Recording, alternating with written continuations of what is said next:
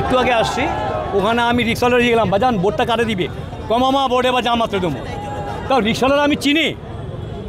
আমি তো 50 টাকা রিক্সা উঠছি বাবা এখানে নামা দে ও তো বলতেছে জামাতে ভোট দিব আমি বাবা তুই বর্ডার কোন জায়গায় কমামা আমি বর্ডার খিলগাঁওয়ে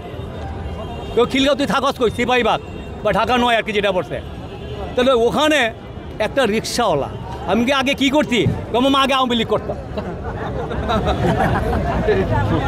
লীগ করতাম সে এখন জামাতে ভোট দিব আমি কি এখানে জামাতের খারাই থাকাটা কৌ যে চিনেন না চোর রাস্তা কোয়ালিটি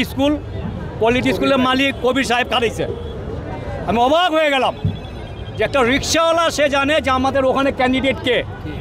কোয়ালিটি ইন্টারন্যাশনাল স্কুলের মালিক কবির ভাই সেখানে ক্যান্ডিডেট হবে ঢাকা নয় সে সেটা জানে তার আর কিছু বলার আছে ভাই আপনি মনে করছেন যে আওয়ামী লীগের ভোট কি জামাতে যাচ্ছে ইনশাআল্লাহ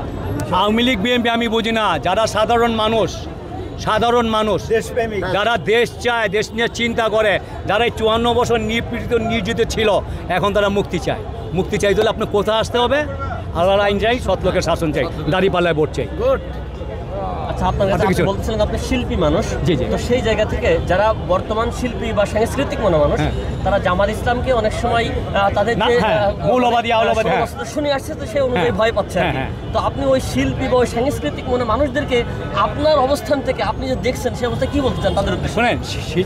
যারা এই মাইন্ডের লোক আছেন যেটা আমরা 54 বছর শোষিত কৃতদাস হয়ে আসছি স্পেসিফিক কিছু রাজনৈতিক দল ধারা 54 বছর আমরা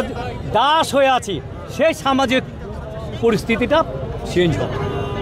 আর কি আপনার অর্থনৈতিক সামাজিক আস্তে আস্তে ধীরে ধীরে প্রতিটা ক্ষেত্রে ইনশাআল্লাহ জামাত করবে কিছু না এই